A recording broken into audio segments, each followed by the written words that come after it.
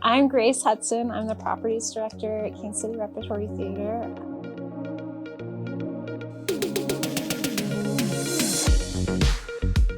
I started at the Rep as just a props artisan, and my mentor was the previous props director here, Michael Shaw. I learned basically everything I know from him because I did not start my career in theater. Originally, I went to school to study fine arts, and I have a degree in sculpture, which didn't really translate well into the world of needing a reliable paycheck.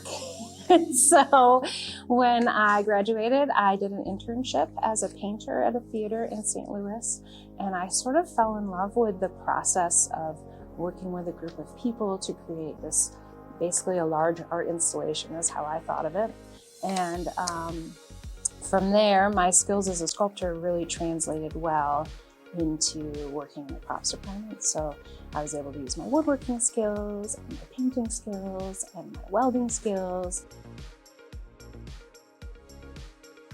People always joke that props directors are like jack of all trades because it is everything. It is it's from the pens and pencils that actors use, all the way up to it could be the mechanism that controls a magic curtain, or a little tiny explosion on stage, or a gun that fires, or the food that they eat, or recovering a sofa because the shape was right but the fabric wasn't. So I mean, it's everything. You name it, I do it.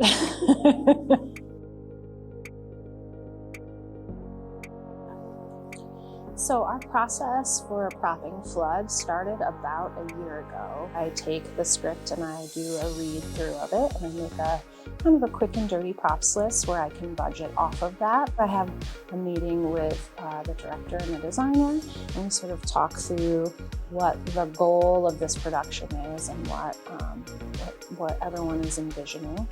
And once we get through that phase, then I really turn to the three big things. Can I build it? Can I buy it? And can I source it from stock? And once I narrow those things down in communication with the director and the designer, then I really can make a plan for what my team needs to do in the shop. Yeah, I have 2 people on my team currently. Ariel is my assistant, and they are highly skilled at welding, woodworking, just in general problem solving. And then I have Regina on my team, and Regina is sort of like a magical creator of anything you wish. She can faux paint it, and she can cast it, mold it, sculpt it, anything you want, she can make it. When I first became the props director early on in my career, we did Fun Home, and that show was I really felt like I reached my capacity of I can do this. This is a huge challenge, but also really rewarding because I loved the show, loved the music in it.